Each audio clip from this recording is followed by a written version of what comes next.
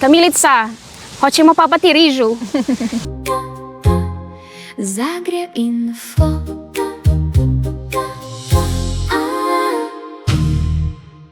Bokić ljudi, ja sam Kamilica, ljudi me zovu Kamilica jer ne znam, tečaj u Hrvatskoj i kao malena cura. Onda dolazim sa Filipina, imam 28 godina i radim kao dadilja u Zagrebu. It's not that I chose Croatia, Croatia chose me. I was searching for a job outside of the Philippines, and fortunately I found that Croatian employers were looking for Filipino workers that time. That was 3 years ago, and now there's a lot of population of Filipino workers who are, let's say, gaining here. We are gaining faster and bigger, but it's not that I was one of the first Filipinos who were here. There were a lot of Filipinos who were here for 8 years, 7 years. Filipinas who married Croatians for 10 years. They're here now. The first Filipino Croatian, we are here for 40 years already. So it's not new for us. It seems familiar for us. And even though Croatia is a European country, it feels so connected to us because there's some culture that is connected with these two countries, even though we're from Asia. Već 3 godine i učim hrvatski jezik već 2 godine i onda ne govorim tečno hrvatski, ali trudim se uvijek, svaki dan učim i onda I like to expose myself in Croatian.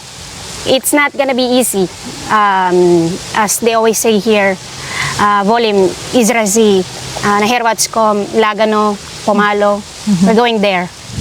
I'm afraid of being alone, but since it's a culture for us Filipinos leaving our country, we're helping our families, and working alone, it's already been an inspiration to us because we have inspiration from our home country while we are working.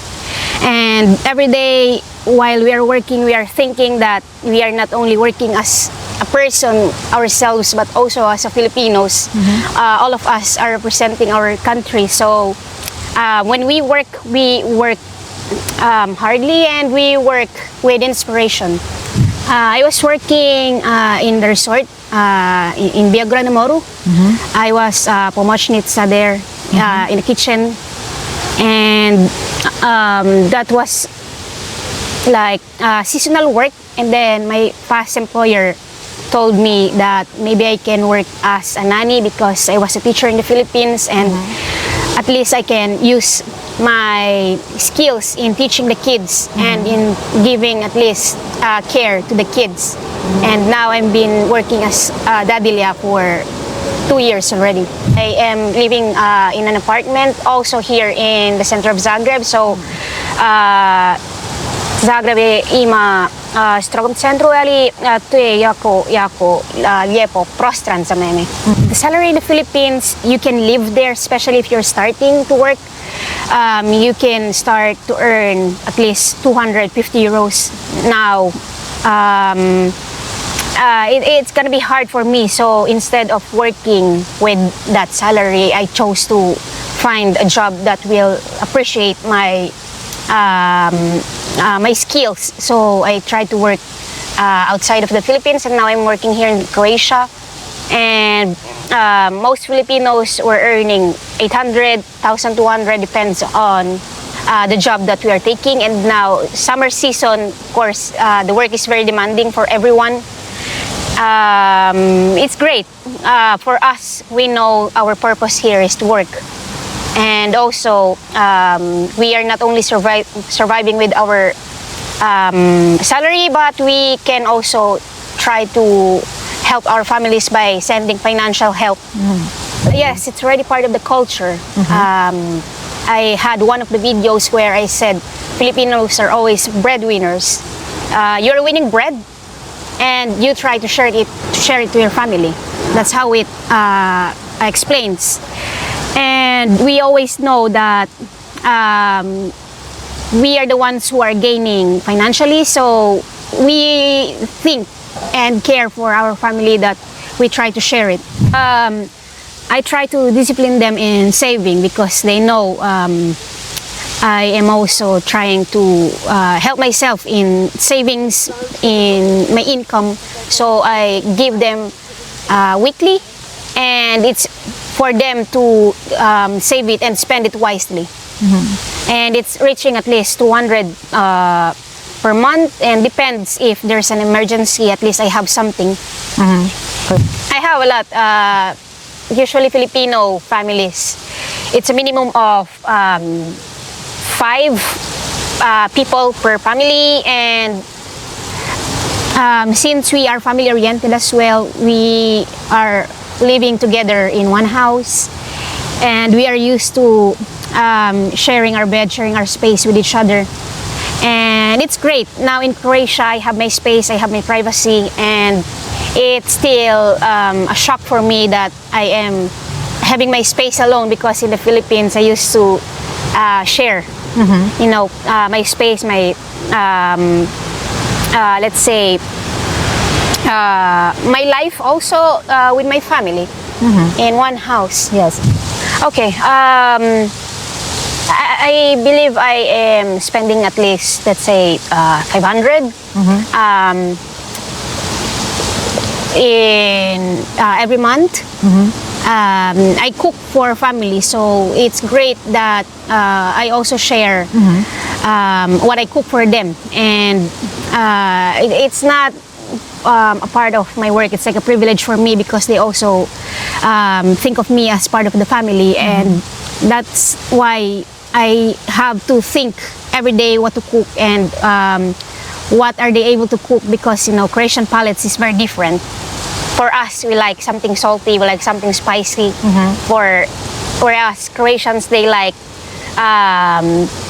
grilled, and also just with vegeta and salt and pepper, olive oil, and that's it. Yes. What's funny is most of my Croatian family members, they like rice now because I like to cook rice. And when they see me cooking rice for myself, they also get curious, and then now one of my kids, she's saying, Kamilica, hoće mo papati rižu. And it's funny because, you know, Croatians are taught to eat bread, potatoes, testenina. And now they're looking for my rice every day. Yes, I like to eat something, rostil pečenje. I ate a few days ago teleče pečenje, that's great. I know you mix it with potatoes, with gljiva and paprika. Also, I like the umak of paprikash and goulash. Also, your soup, it's very healthy. It's usually mixed with povrće, meso, and then you just have to boil it for like for more than 1 hour, and it's really, really great. It's tastes healthy for me. Teško mi je riječ ptica. Pizza. Because it's like 2 consonants. First Okay. word. And also, there are some words that is different meaning in the Philippines. The word puta, when you say 3 puta 3, you debit. In the Philippines, when you say puta, it's also like a curse. Okay. So I get used to it. And just imagine when you are saying it to a Filipino, I know they will laugh at it, but for us, of course, I am in Croatia, I have to respect and understand this meaning is not the same as the meaning in the Philippines. I mean, first impression, since Croatia is not that familiar with Filipinos, I used to get scared, but now that I've been knowing Croatians, I know you are having, let's say, a tough life years ago, but I know when you try to empathize with Croatians, they will feel more closer to you. They will feel more friendly with you. And especially if you're trying to learn their language, their culture, you're trying to adapt, they will feel more. They will feel more welcome, welcoming with you. They are very hospitable, and once you get close to them, you will always get tsokolada, ili vina, ili masina baulye. Yes, I have different kind of circle of friends, Croatian friends, and it's great because I am trying to ask them what I discovered.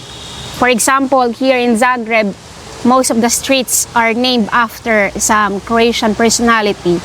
And now when I ask them, why is it always Jelačića, Kalča, Martićeva, also Jurašićeva, it's always same. And they try to explain to me, oh, it's because it's named after them. Čija je ova ulica? To je Martićevoj ulici.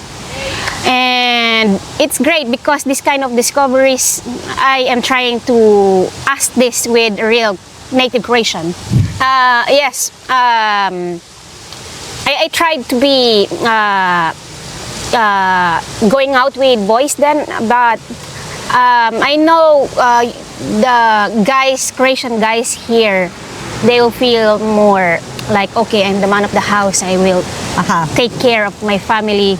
This kind of personality, but I know they're very caring with their family, and they just don't show it. They look like a stony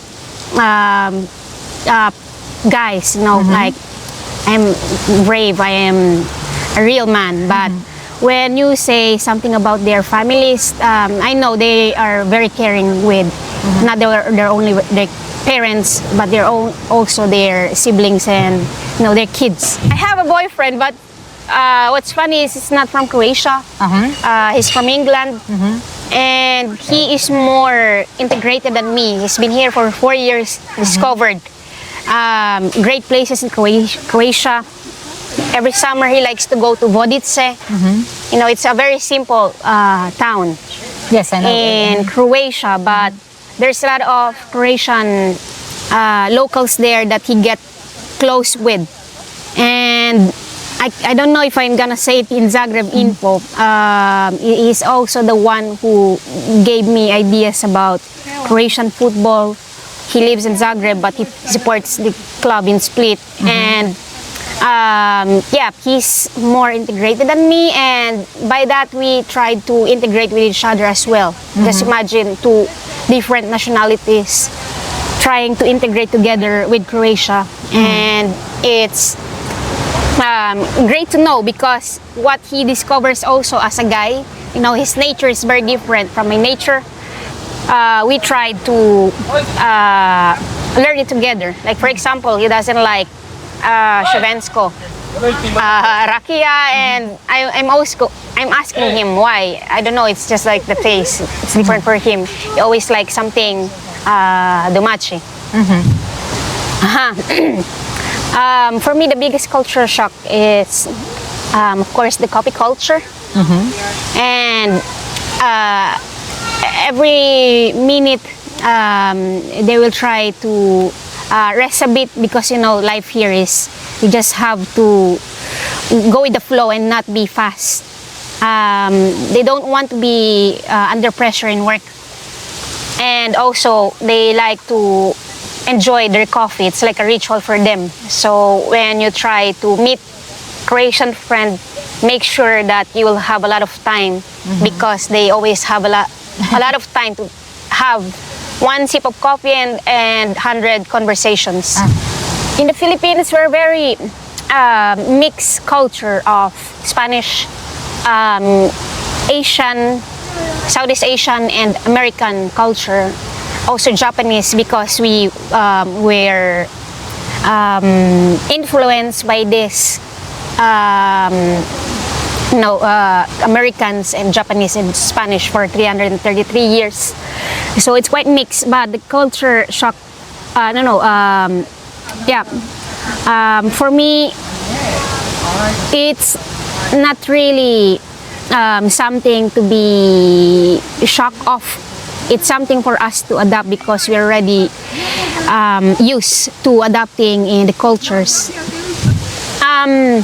That's what they impress first. In Croatia, they know it's something like a country that is welcoming Filipinos, and they still have the options to work on the other European countries. But I always tell them, you don't have to worry, ne brinite. You will stay here in Croatia because it's not about the work, it's about the environment. Croatians are very lovely people, and you will get close not only with working in your environment but also with the people here. Yes, as I've said, I live here in the center of Zagreb. I like to go here sometimes in Zrinjevac when I walk with the stroller with the baby, and also this feels so relaxing, especially when I see people laying down on the grass. It's something new to me but normal for everyone, and they like to hear, you know, the noise of the city, and they just like to lay down there, and it's great. Also, I like to go in some cafes here where I try to have my own space to study, and some of libraries here, most of the libraries here are free. So when I love to have my own time in studying, I just go there and enjoy the peace, quiet, and I can focus in studying. I would love to learn more skills. I'm still searching for. Now I've passed my B1 level. I've already asked for B2 level of Croatian course, but I know it's gonna be after summer. But I know summer you just have to lay low. But I love to learn another skill, maybe something about teaching, like ESL, or something about business. Everything is online. You just have to discover it. Everything is free there, and I just really have to find something. So I hope the viewers will recommend me some of at least a great opportunity for me to learn free. Okay, the difference is, even though I know Croatians are a bit impatient, especially in traffic rules, they still follow the rules, you know, and it's great. It means they respect not only the rules but also giving way to everyone. Whereas in the Philippines, Manila and Zagreb are the same. Everyone are always rushing, but they always think like they don't have time. They always get late to work. Whereas here, even though you're gonna be late, they're still giving way to the people who are just walking, you know, the pedestrians. And it's quite new for me, because in the Philippines, we're used to, let's say, not follow that rules. It's a very, very basic rules that you just have to follow here in Croatia. But in the Philippines, you will know that it's hard for us to follow it. It's very basic, but it's very hard for us to learn this kind of rules, you know, this kind of traffic law. Okay. Thank you for the interview. Aha, Very thank you. kind.